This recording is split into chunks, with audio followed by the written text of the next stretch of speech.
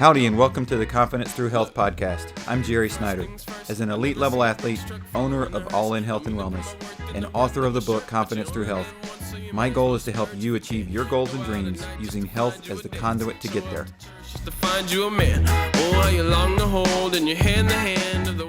I'd like to thank our sponsor for this episode, All In Health and Wellness. If you're looking for a health coach, you're looking for a sports performance coach, you're looking for nutrition guidance, like for instance, a meal-by-meal plan that will help you understand how to eat. It will teach you how to eat, and it will give your body, your cells, the proper nutrition to feel great and be able to perform at your best, not just physically, but also emotionally and mentally.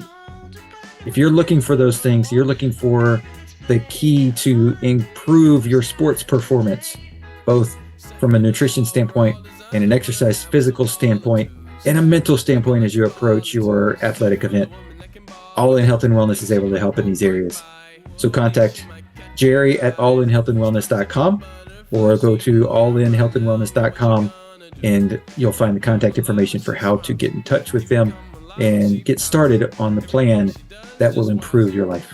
Howdy and welcome to the Confidence Through Health podcast. My name is Jerry Snyder, your host. And today's episode, we talk with Shane Sterling. It's a great conversation. He has a business called Raw Vegan Rising. We talk about that. We talk about his journey to becoming raw vegan, why it's important to him, why he believes it's helpful for our health. And we get into a vast array of topics, including mindset and discipline. And it's a lot more than just food and nutrition related items. So we talk about how food interacts with your body, and how that impacts your emotions and, your ability to really live your best life. And so that's what he's trying to do, is help people through learning how to eat properly in the raw vegan way, and how that lifts up your life, but also those in that you're in community with. So it's a great conversation. I learned a lot. And it's inspiring. And so I think it's going to be a great episode for you to listen to. All right. So welcome, Shane, to the Confidence Through Health podcast. Hi, Jerry. Thank you so much for having me on. It's my pleasure to be here today and speak to your audience. Thank you. Yeah, great. So Shane and I met basically through Facebook. It connects people of similar mindsets and lifestyles. And I don't know who it was that is a mutual friend that basically I started following you, and the information that you put out, I think, is important for my listeners to hear and know that this is a potential lifestyle that they could be seeking for their health. And so getting into, the vegan and raw vegan lifestyles, like, can you tell us a little bit about like your background of how you became vegan and like what led you to that, decision? Yeah, absolutely. I first went vegan when I was 17 years old. I'm 50 now, just about to turn 50 in a couple months. Okay. So 17 years old, that was about 33 years ago. I went vegan for ethical reasons. I was not interested in health at all. I read Diet for a New America by John Robbins. John Robbins is a great author. He still puts out good books. He's an advocate for the plant-based lifestyle. I recommend John Robbins. He's a good guy. But I read that book, Diet for a New America, at 17 years old, before the internet, by the way. Right. And I instantaneously knew I needed to go vegan for ethical reasons to contribute to the well-being of our planet and the health of our planet and somewhat the health of my body. I started to see the picture, but it was for the animals. So over the course of years, though, I was strict vegan and interested in how to maintain a vegan diet. I was strict vegan for about 13 years and learned a lot about whole foods along the journey. So really, I started to focus on whole foods, and I would make juice. I would make green juice, and I got one right here. I love green juice. I still have one every day. Right. And so that kind of got my gut microbiome adjusted. That's the bottom line. I transitioned my gut microbiome. So then by the time I was 30, I came across a book called the Essene Gospel of Peace, which talks about raw food. Now, there's controversy around whether the Essene Gospel of Peace is authentic literature about Jesus and the teachings of Jesus. That's beside the point. Nonetheless, that book introduced me to the concept of raw food. Prior to that, I had never thought about someone eating a primarily raw vegan diet. Never crossed my mind. But that was the moment that book introduced me to the concept. I was like, well, that must be for monks living on mountaintops. That's not realistic. But wow, I was interested in that idea. I was interested in the idea of cleansing the bowels for health. Intuitively, as a vegan of many years, I knew that the gut microbiome and detoxing the body for health was of the utmost importance. And the Essene Gospel of Peace talked about doing enemas, cleaning the bowels, keeping the bowels clean with raw foods. It piqued my interest. And I think I did a juice fast at the time, probably lasted a couple days. I think I attempted to go raw and eat primarily raw foods for maybe about a week. I tried it, felt lightheaded, was obviously way under eating, just eating like kale. I think I was like literally eating raw kale leaves, thinking that that's how you be raw vegan. I was probably about 30 at the time. So I really had no concept of how to do it at all. I had no concept.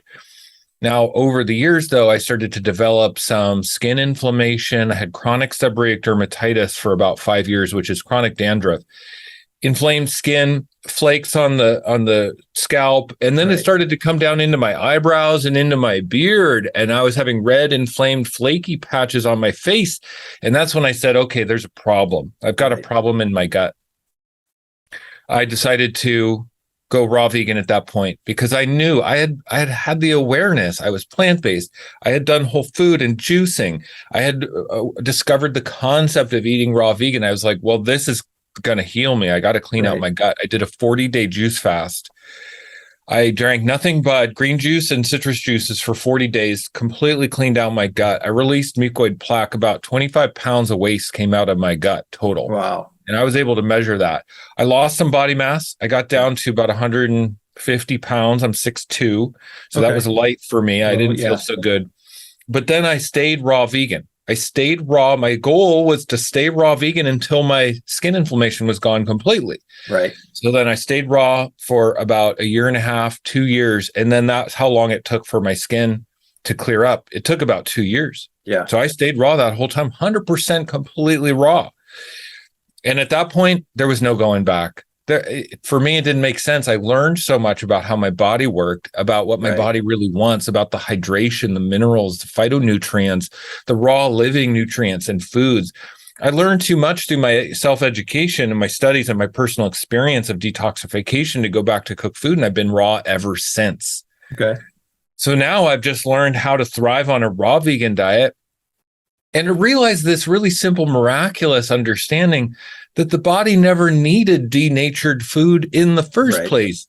We do like it. We do like it, and we prefer cooked foods. We are calorically opportunistic as animals because we are animals, so we're seeking the caloric density, and we become familiar and maybe even addicted to cooked foods and animal products especially, and we're raised on these, so there's a lot of ingrained belief systems about how we should be eating.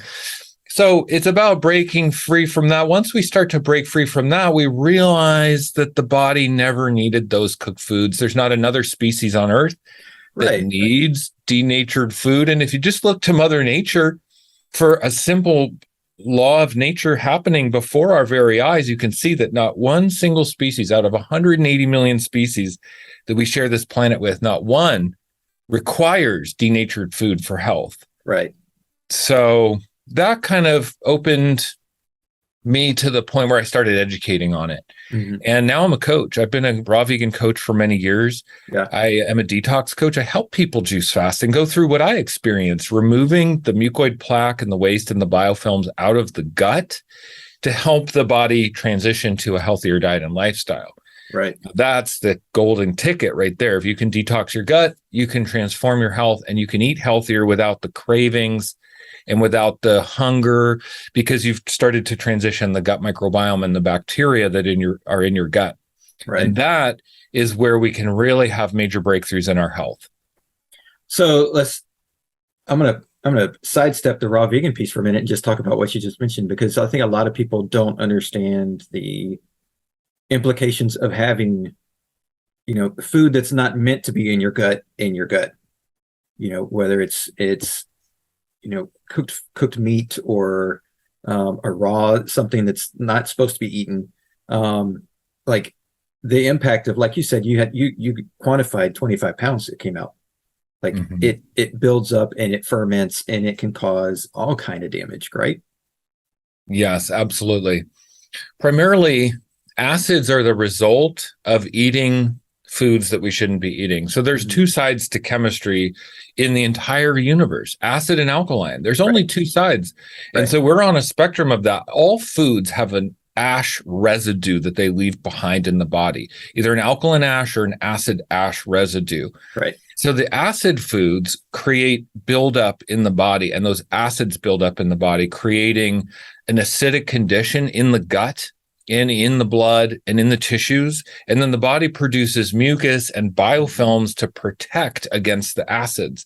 Right. That's the most fundamental thing to understand. So then we can accumulate mucus, biofilm, and plaques in the GI tract because it's trying to protect the sensitive digestive lining from acid-forming foods. The primary acid-forming foods are meat, dairy, eggs, grains, cooked, processed foods, starches, oils, sugar, caffeine, alcohol. All these things are acidic to the body. Right. So essentially, anything that's overly acidic shouldn't even be put in the body. Right. If you think about it, all the proper foods that really build a very robust and healthy gut microbiome in the human biology are alkaline foods.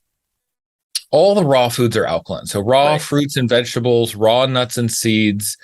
Even if you want to talk about simple steam starchy vegetables like broccoli and squash, those are all alkaline as well. Right. So all of the alkaline foods help keep a very healthy gut microbiome.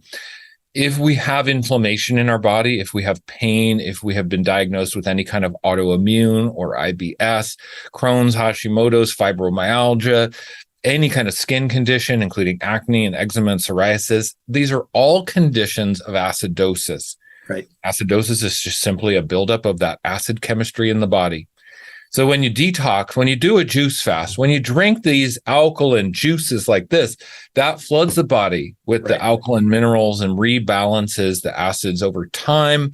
That will restore complete balance to your body, essentially reversing any of these chronic illnesses that we are diagnosed with through the mainstream medical establishment. Diagnosing us with these symptoms is just really a condition of the food we're eating. Right. If we change the food we're eating, we're going to change the direct condition in our body. No, I agree. And I'm misplacing the exact number, but I know that there's a pH level that your gut has to reach before it will evacuate. And so if you're always eating acid, foods with an acid level, then and not anything on the alkaline side, then your gut is just going to get impacted until basically it's no longer choosing to evacuate. It's like it's more of there's a backlog and I've got to get rid of it. Yeah. And so you've got constipation or you've got other issues that are going on, but it's again causing that fermentation of that food. And I mean, if you think about it, whether it's good food or bad food, you don't want it sitting around longer than it's supposed to. Yeah, it's a really good point to bring up. Bowel transit time is what I talk about a lot with clients who come to me with illnesses that need to be reversed. The first thing we have to address is bowel transit time because the food is sitting in the digestive system far too long. Yeah. And we might underestimate how constipated we actually are, because if we're eating cooked, denatured, and dehydrated foods, they don't move through the digestive system quick enough to promote exceptional health in the body. We should be eliminating foods in under 12 hours. And the only way to get foods to come out in 3 to 6 to 8 hours is if they are raw foods. Right. Raw fruits and vegetables are high in water, high in fiber, high in enzymes. And those three components break down and move through as quickly as possible. Now, if we're eating cooked foods, which we all love and they're delicious and we become comfortable with them and we like them, we are slowing our bowel transit time down drastically. And even though we might eat and see a bowel movement, we might think, oh, I'm not constipated. But the residual waste that builds up in the digestive system, the particles of these denatured foods that never get eliminated or reabsorbed into the body, crossing the digestive blood barrier, can cause extreme problems in the body, create more acids, create bacterial, fungal, and viral overgrowths. So then we have a condition in the body that seems like it's disease or seems like it's some sort of degenerative condition, even colds and flus. As a raw vegan of 5 years, I have not had a single cold and flu in those 5 years. Then we realize that the condition in our body is what's causing these problems. Right. So bowel transit time is key. Eating raw foods or eating just more raw foods, even if you just eat 50% of your diet being raw food, it will drastically improve your bowel transit time. But for those who have chronic illness, and this is important to understand, if you have a degenerative chronic illness like me, I had my seborrheic dermatitis, my dandruff skin inflammation problem. That's an advanced stage of acidosis. It might seem minor, like, oh, I'm having a little bit of skin irritation. Boy, I should just put some cream on it or something like that. It's an advanced stage of acidosis, and it might take a couple years of focused detoxification efforts, transitioning your gut microbiome to be more alkaline, to actually restore balance in the skin. By the time we see it in organs, skin, and any kind of diagnosable issue, it's advanced. So it's important to realize that. It's also important to realize how much work it might actually take to reverse a health problem. And it's worth it. Raw foods will reverse your health problems. Well, people might say, but cooked food releases more nutrients. There's more nutrients available in cooking food. But what people don't understand is what's lost. We never talk about what's lost when we cook the food. We always talk about what we gain. We might gain a little bit more bioavailability of, say, beta carotene, but we might be losing the hormones, the natural hormones that are available in raw foods, oxygen, nitrogen, hydrogen gases that are essential for the health in our body that are lost. All the enzymes are lost when we cook. All the phytochemicals and phytonutrients are damaged or denatured. All of the proteins are denatured, which means the proteins are mutated chemically. And all of the molecules in the denatured food are also altered chemically. So how that affects our body is not something that's studied or we have any information on. And if we overconsume cooked food over our lifetime, we see the effects because we get health problems, we age quickly, and we can see these kind of like early stages of degeneration where someone like myself who's been whole food plant-based most of my life, focused on healthy foods, raw foods and juices, you can see as a 50-year-old, I don't dye my hair, by the way. People always think I do. People think I have plastic surgery and Botox and fillers. They constantly say that to me, and that I'm lying and that I must eat meat and cook food. This is the result. 50 years old, plant-based most of my life, raw, focused for many years, and fully raw for 5 years. I will say too, when I went fully raw, I went through a detox period where I lost weight. I got dark circles under my eyes. I looked terrible, felt terrible, but boy, it was like descending in, and then I made it out the other side. And after a couple years of just staying raw, I looked better than ever before. It took years off of my appearance and my age. And you can actually go back in my YouTube videos on my channel, Raw Vegan Rising, and see the transformation I've been through just in the years I've been making YouTube videos. It's pretty astounding. Well, and that's, well, two things. One, for the people that are just listening and not watching, you mentioned you went down to 150. You're obviously not 150 now. You've obviously gained muscle back, and it looked completely healthy. Thank you. Completely. It might be important to mention that I'm 200 pounds right now and fairly lean, probably 15% body fat, which is considered athletic range. So I'm lean and muscular. Now, I said I went down to 150 pounds. And then after 2 years raw, I started working out again. My gut started to get strong. My digestion started to get strong. So I started going to the gym consistently. Yeah. In the last 3 years, I've put on 50 pounds. Most of that is hard muscle, Right. solid muscle, probably at least 35 to 40 pounds of that, because I don't have a lot of body fat. Right. So it's that kind of muscle gain is not really talked about. That's not a conventional understanding that that's even possible, to build 40 pounds of muscle on raw food. Most people think it's impossible to build muscle on raw food, and that you have to eat grains, starches, and animal proteins to build muscle. Right. Yep. But I've proven through my own journey and my own experience that that's absolutely not the case at all. And I think really the key to understand in building muscle is give your body the basic building blocks of muscle, which are amino acids, minerals, and simple carbohydrates. And the body knows how to build tissue from that. Yep.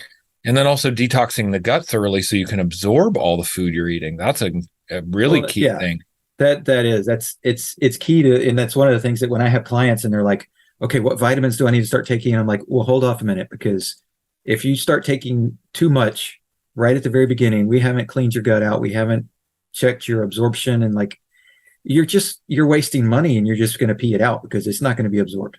It's just going to go right on through. So let's wait a couple of weeks until we've got the gut absorbing a little bit better, and then we can, increase vitamins where we think we need them for whatever you're feeling. Because otherwise you're spending money. Yeah. Because you're not. Well, imagine. So the official sports narrative is that we're supposed to eat 1 gram of protein per pound of body weight to optimize muscle protein synthesis. Right. Which is allowing the muscles to actually build tissue and build protein in the tissues. But that much protein, for me, that would be about 200 grams of protein per day. Yeah. Most people are not even absorbing a tiny fraction of that. Right. And the remainder is undigested, which sits in the digestive system, poisoning us from the inside. Yep. So that's exactly why you see people who are on these high protein diets with an extreme buildup of uric acid in their system, and they might look, red to the, sight, like their skin is red, or they might have, signs of premature aging, thinning hair, also aggression and anger issues. When you have a buildup of acids in the body, it's very easy to get aggressive. And people misunderstand this. As a man, you think, oh, I'm eating a lot of meat, my testosterone is high, I'm working out at the gym, that's why I'm aggravated and aggressive and have a short temper. But it's really the buildup of uric acid in the body that creates this short temper and aggression. Right. If you actually are a bodybuilder and on alkaline foods, you have a bit easier time to recover, and you can build muscle easier and be healthy long term and don't experience the buildup effects of acid. So it's preferable in every way. Well, ultimately, health is the goal, and longevity is the goal. The longer we can be healthy and the longer we can work out, the better. Right. I'm 50 years old. My goal isn't to go into the gym and look like I'm a bodybuilder at 25 years old. That's not my goal. Yeah. My goal is to be healthy and fit long-term into old age, so that I age well.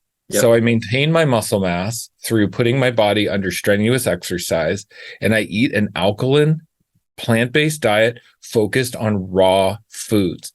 That provides the most exceptional results.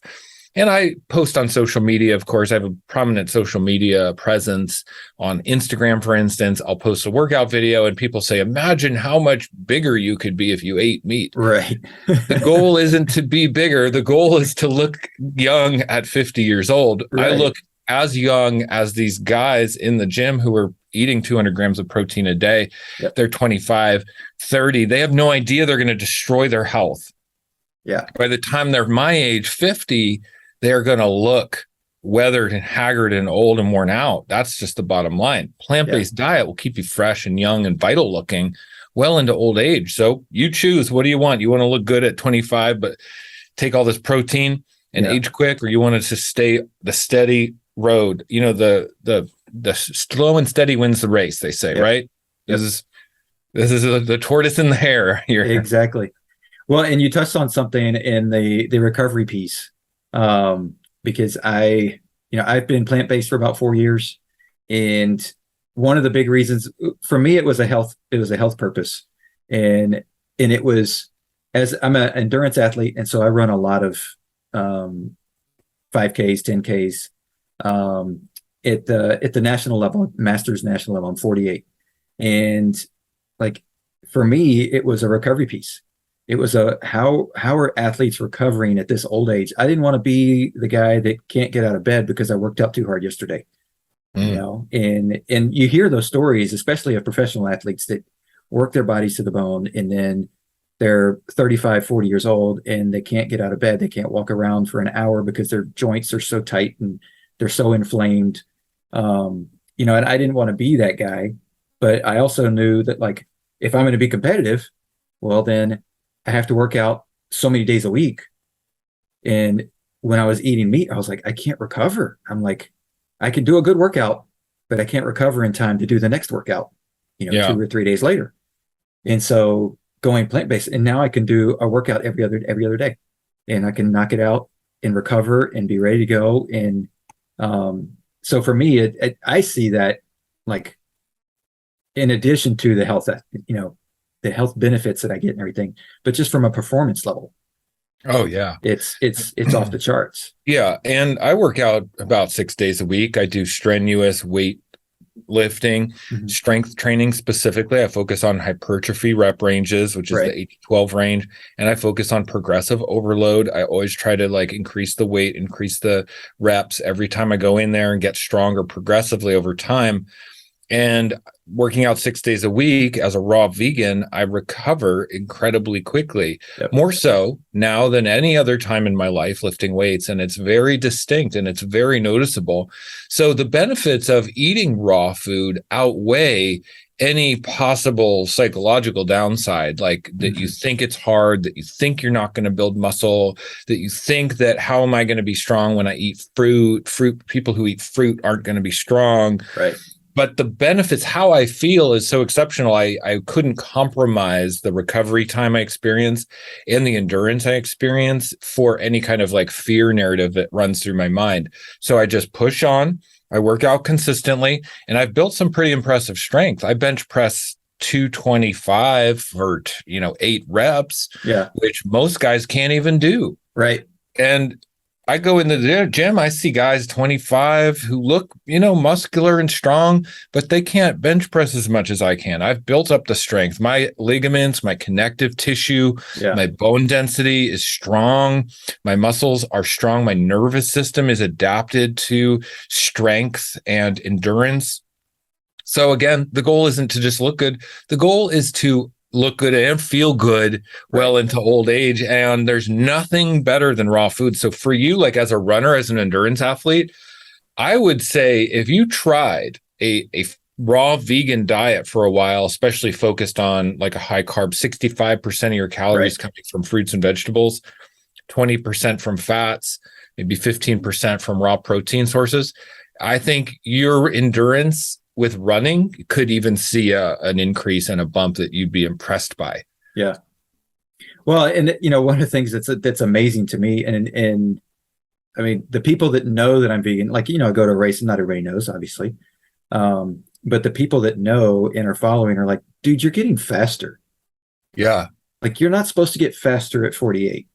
Like, obviously I'm not as fast as I was when I was 25, but, like, from 46 to 48, I've gotten faster.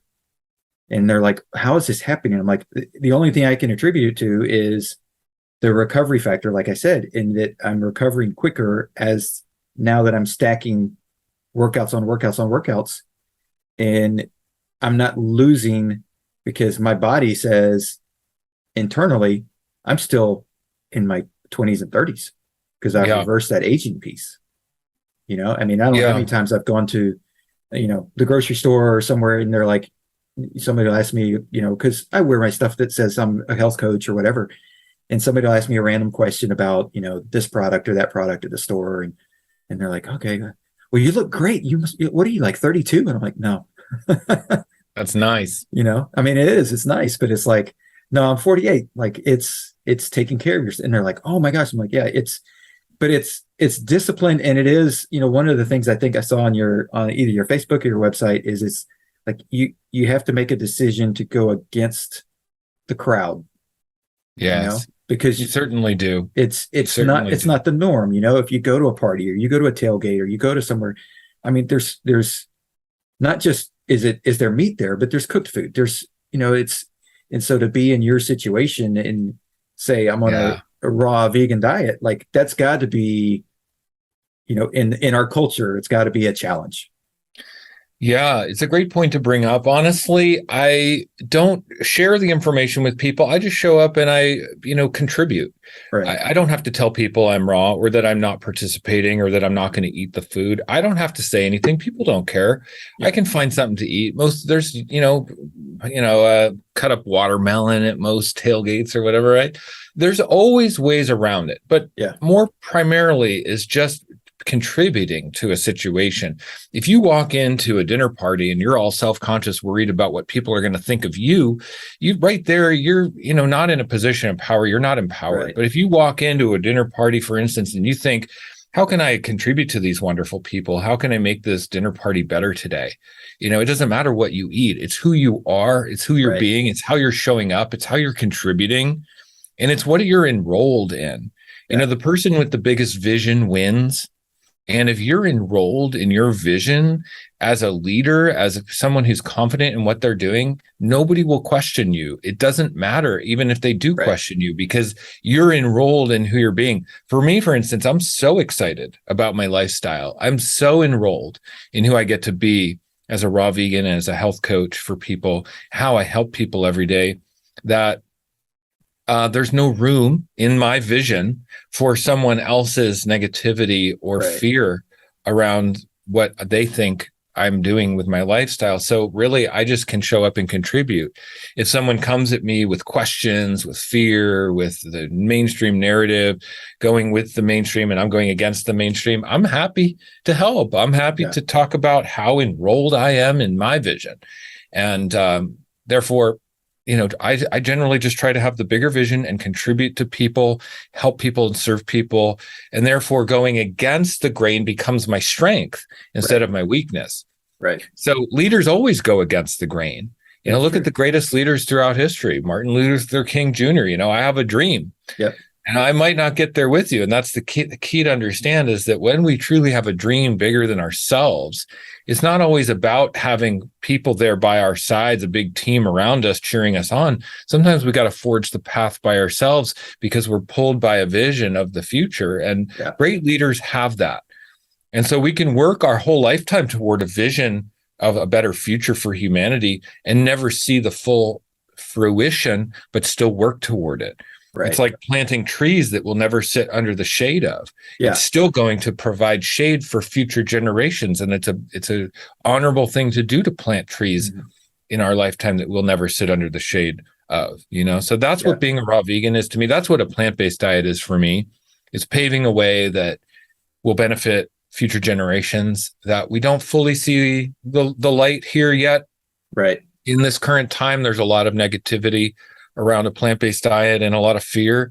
And I'm working to change that. And it's okay that it takes the time it takes. I'm not bothered by people being at where they're at. I'm just happy to be who I am. Thank God I've learned what I've learned. That's all I can say. Thank goodness. I'm so grateful for who I am, how I live my life, and the benefits I receive. And that's all I'm really worried about is myself, my own experience. Right. And self-care really isn't about pleasure. It's about discipline. The more discipline you have, the better you are going to serve yourself. And so giving up some of those junk foods for a more disciplined lifestyle, boy, it pays off. I'll tell you that. Well, and like you said before, it's looking at it long-term in a longevity standpoint. It's okay. If I have my vision and I'm secure in it, like how much more impact can I make long term if I'm here and I'm healthy? Yeah, exactly. And that's one of the things that I've consistently told people, and I don't know where I got the number from, but somebody asked me one day, and I was like, because they said, well, if you're being this healthy, you must have, like, how long do you think you can live? And I said, oh, 140. And they're like, you're crazy. I'm like, okay, well, now I have a goal. Now I know Yeah. I'm crazy enough out there to have a goal that I'm going to try and live to 140. And so when you start thinking about things like that, when you're like, that's almost, that's 92 years that's almost twice what I've already lived. And I'm Yeah. like, okay, I have to really be focused and disciplined on what I'm doing, knowing that I only have one body and I got to take extreme care of it. Absolutely. Yeah. And contribution is the key. What can we create that lives beyond ourselves? Right. What are we contributing to something bigger in our lives than just ourself? That's key. And a lot of people, because I do social media posts and I'm really present on social media, I notice a commonality amongst people's comments generally that shows a really deep apathy toward life. And people always comment, well, we only live once, enjoy your life now. Who cares about being healthy? You're going to die anyway. Things like this, which really reveal someone who is not in their leadership, who doesn't value contributing to a better future. They're just living for the now. They're stuck in their own problems. And when we hyper focus in on our own problems, it becomes very painful. It's better to actually zoom out and focus on helping other people with their problems. And then it takes the pressure off of ourselves. Right. So if we work toward building a legacy that we can leave beyond our own lifetime, it provides value, it provides purpose, it provides fulfillment, it provides happiness. Everybody's seeking happiness and nobody knows how to find it, because the missing link is service to others, and creating service to others is highly fulfilling. And it also gives us a reason then to take care of ourselves and find the purpose behind discipline in our lifestyle. Not just living for today, not just eating the ice cream and the pork chops because it tastes good. Why not? I'm going to die anyway. But saying, if I take care of myself today, I'm going to be able to contribute better and leave a more lasting legacy that serves others in the future. And that is exactly how I live my life. Yeah. My current project actually is my Raw Vegan Heroes membership, which helps people detox their gut and transition their gut. I've got 1,000 members in Raw Vegan Heroes. It's a yearly membership. You purchase a yearly subscription, and you get a vast amount of downloads and video content and PDF documents on how to detox your gut. And then also a support community for accountability and kind of finding that friendship and camaraderie with others on the same journey. And I've got 1,000 people in there. I just started this 2 years ago. And I think to myself, boy, if I can get 1,000 members, I can get 10,000 members. Right. And if I have 10,000 members who are all on this journey of transitioning their body, getting healthy and becoming the best version of themselves, imagine the snowball effect. They'll all tell their friends and they'll tell their friends. It really has a big impact. I'm highly motivated by serving people to transform their health so they are really inspired to share their story with others and be an example for others.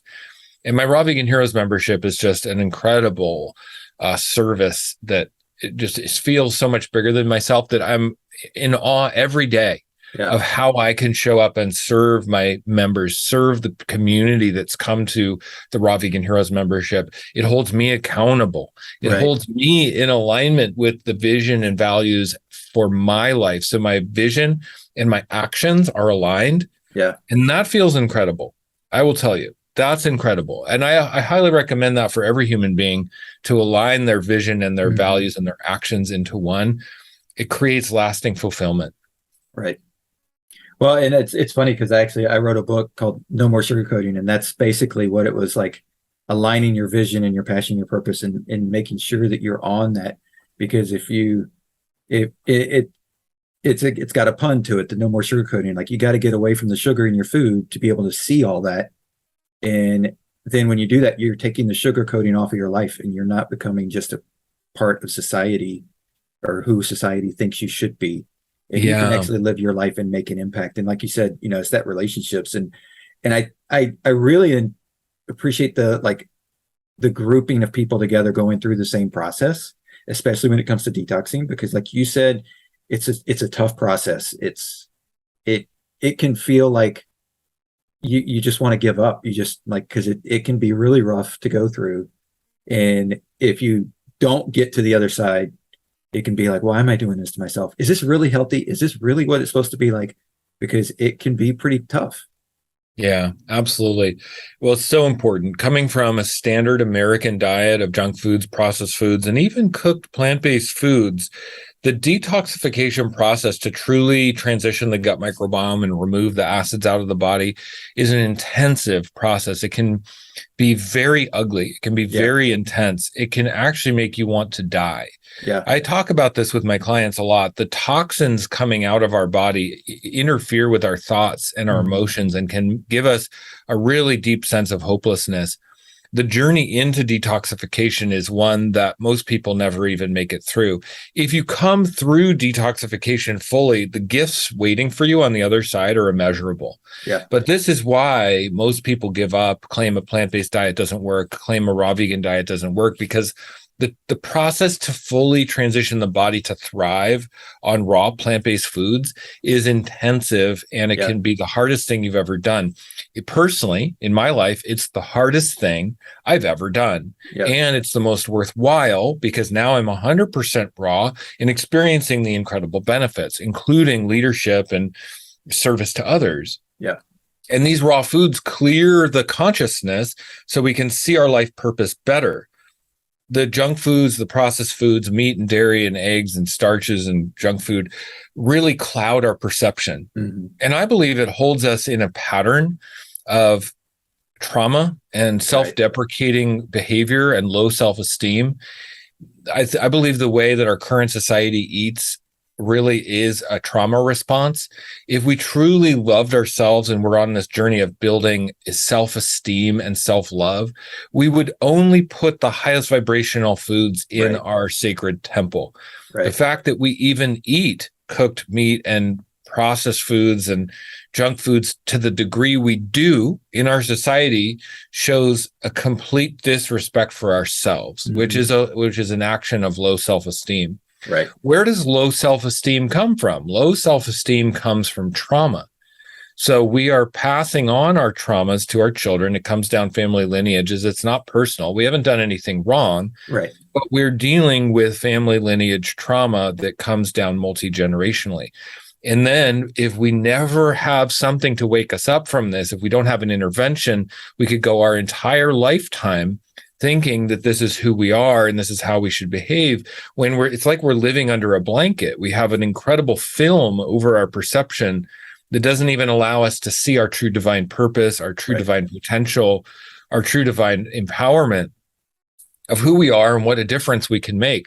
One reason to truly do a juice fast, clean out your gut and eat raw foods and experience the next level of your health and life is to clear the blocks that prevent you from feeling who you already are and the divine purpose that you came here to fulfill, what your mission is, what your purpose is. All of these things come clear as we focus on eating raw foods, because there's a detoxification of the waste in our body, but then also a detoxification of our emotions. Our emotions actually get clearer when we eat raw food.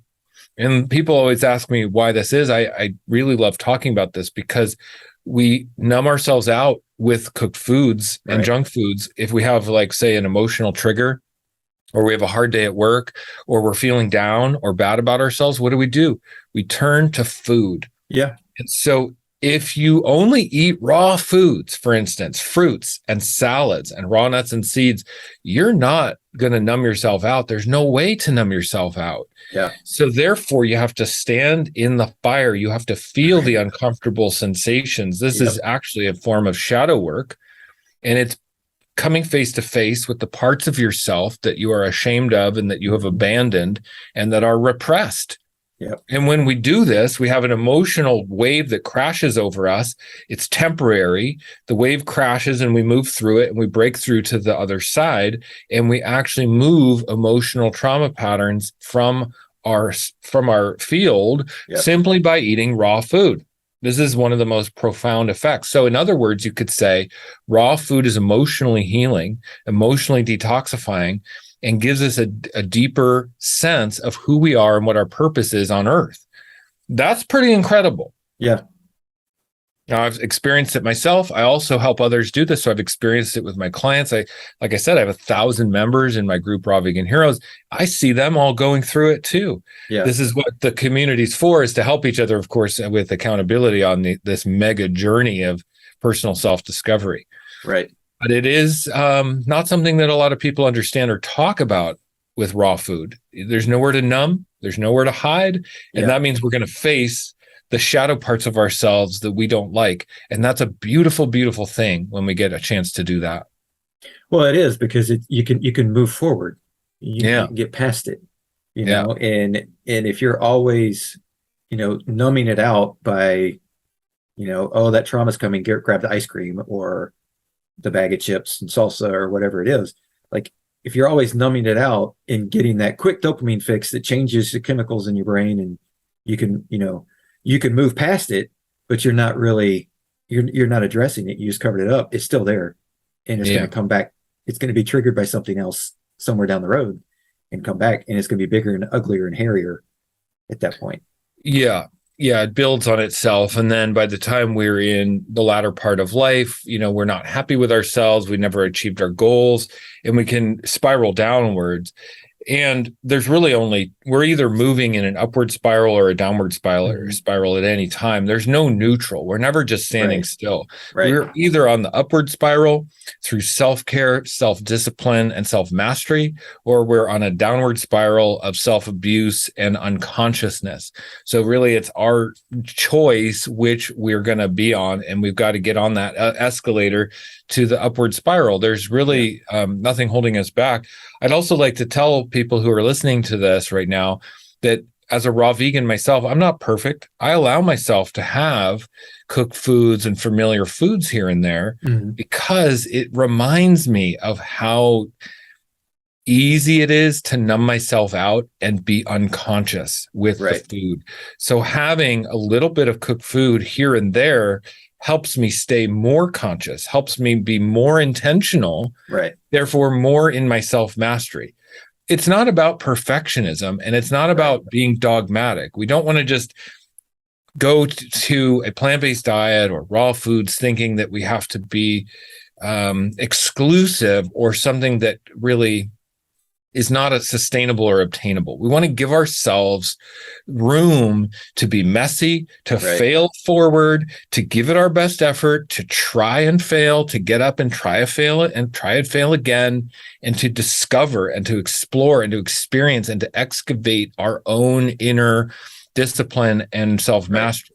That's not a process that's going to happen just because we want it to or because we start. It takes years of self-discipline and self-mastery, and it's worth just starting the journey. So now, as a raw vegan of 5 years, I will let myself have bites of cooked food, but not because I enjoy it. I rarely actually enjoy it at this point. And it's interesting because I enjoy it in the way that it reminds me of how I used to enjoy it. I don't enjoy cooked foods in the way it makes me feel.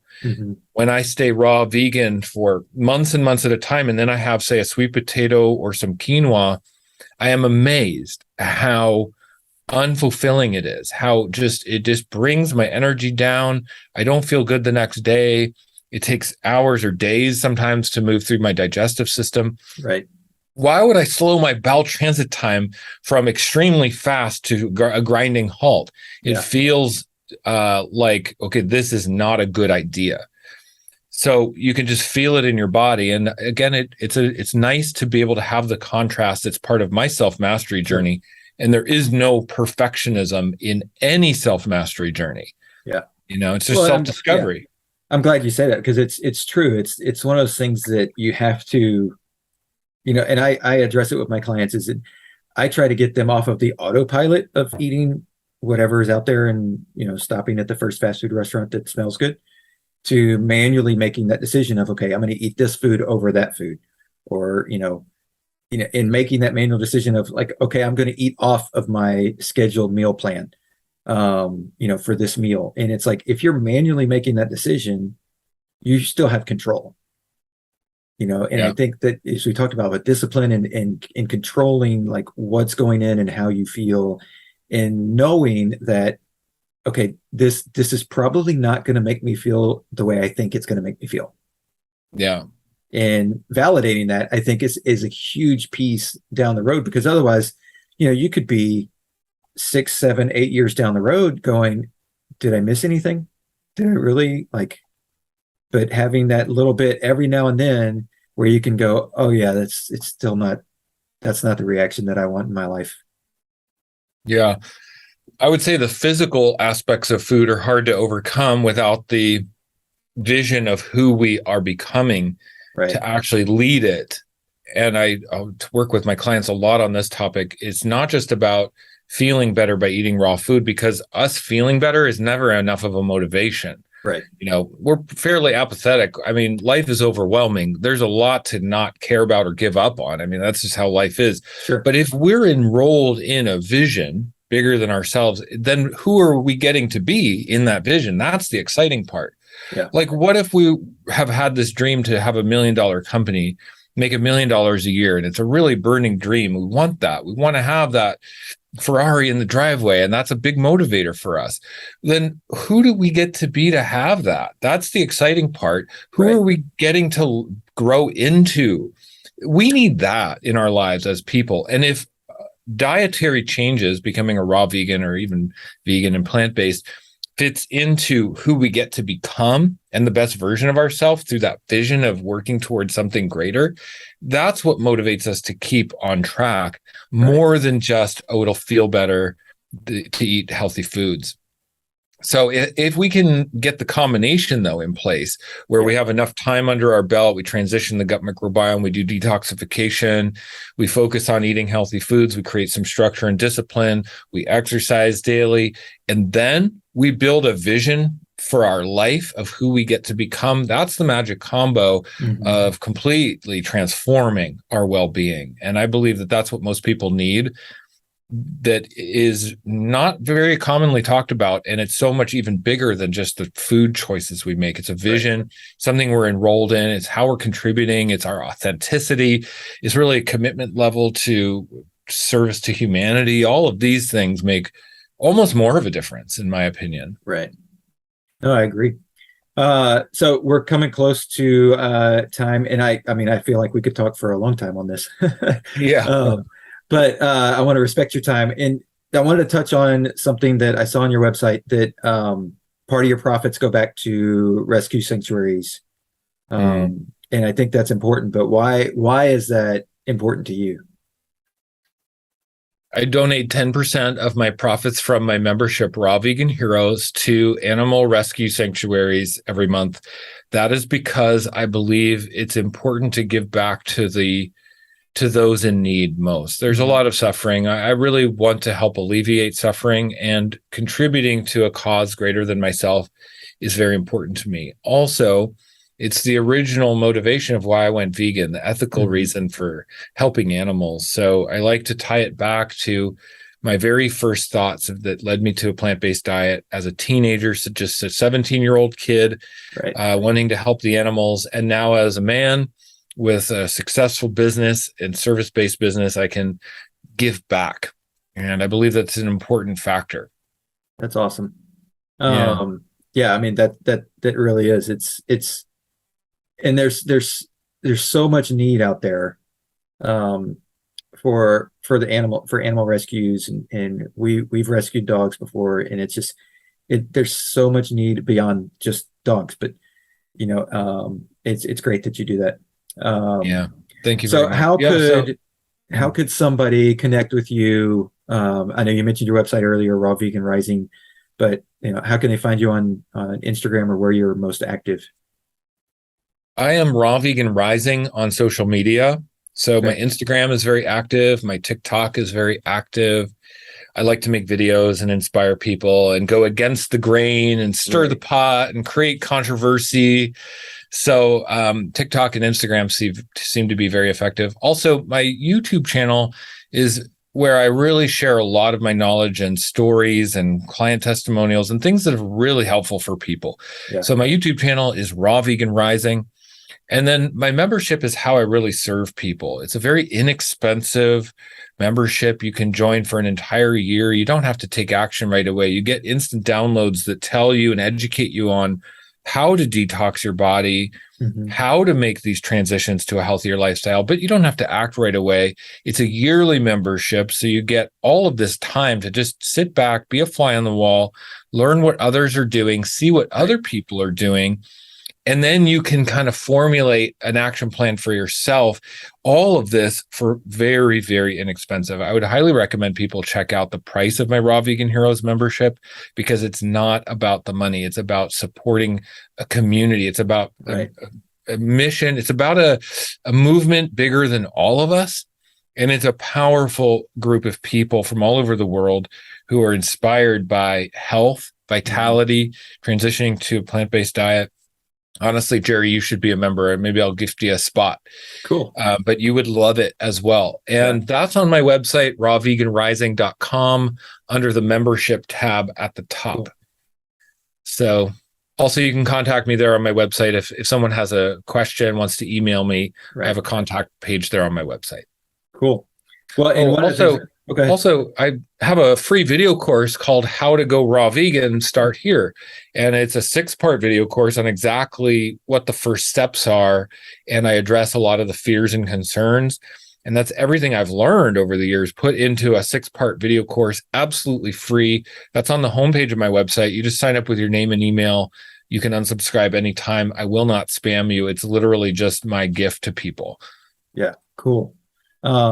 Well, one of the things that you said there in like joining the membership, and you don't have to act now, in like, because I think one of the things, especially if somebody is looking at it from a health change, and, you know, under rare circumstances, like the people that they just went to the doctor's office and the doctor's like, if you don't make a change today, you're going to have a heart attack next week. Like, unless you're faced with that, it's really hard to make these changes, you know, because the motivation factor and the community around you is not necessarily all heading this direction. And so being able to pick up those bits and pieces and not be under the pressure of like, I have to start a new program tomorrow, but to be able to say, let me just see what other people are doing. And so I can create my own action plan and take, because when I went from the standard American diet to a healthier diet to vegetarian to vegan, that was like a 2-year process for me. Yeah. Where I was like, I'm going to do this because I don't want it to backfire. I'm going to do this very slowly, very methodical, and make sure that I can, and not hold pressure to myself. Like if I mess up and eat, you know, meat when I'm trying to be vegetarian, it's no big deal. I'm going to move on and continue on. Yeah. Well, I always say people make changes out of inspiration or desperation. Yeah. And unfortunately, 99% of the time it's desperation. Yeah. But if we come into a supportive, loving community of other health-minded people like Raw Vegan Heroes, we can watch what other people's inspiration is, and then we can feel the inspiration, so we can actually make changes out of inspiration instead of desperation. Yep. And that's really done through accountability and community. We don't need to have a community around us like our friends and family and coworkers in the town we live in. We can seek out a community of like-minded people online, and that's what this is for. We have the information age now. We have everything at our fingertips through the internet. It's very important that we utilize that resource. And the best way to utilize that resource, number one, is community and finding like-minded individuals, making friends, finding accountability buddies. You know, everybody makes friends in my Raw Vegan Heroes group. I encourage people to exchange phone numbers and text with each other, to support each other outside of the Facebook group that we're all in. So the level of support there reaches us, touches our hearts. It's not just a program. This is like real world support on an emotional level for real transformation. And that's what I am dedicated to. That's awesome. Well, I'm going to end it there. Like I will put all your your links and everything in the show notes so people can get in touch with you very quickly through that. I greatly appreciate you being a part of the podcast, Shane. Thanks so much, Jerry. Appreciate it. Love the talk. Great questions. Thank you for having me on today. You're welcome. Thanks for checking out the All in Health and Wellness Confidence Through Health podcast. Our goal is to use health as a conduit to help you reach your goals in life. A little lighter than me. I'm about to black out. Her grip is getting tighter on me. I think I like it deep inside. I feel the fire in me. She like the milky, see me creaming to the coffee to me. She got soul in her sway.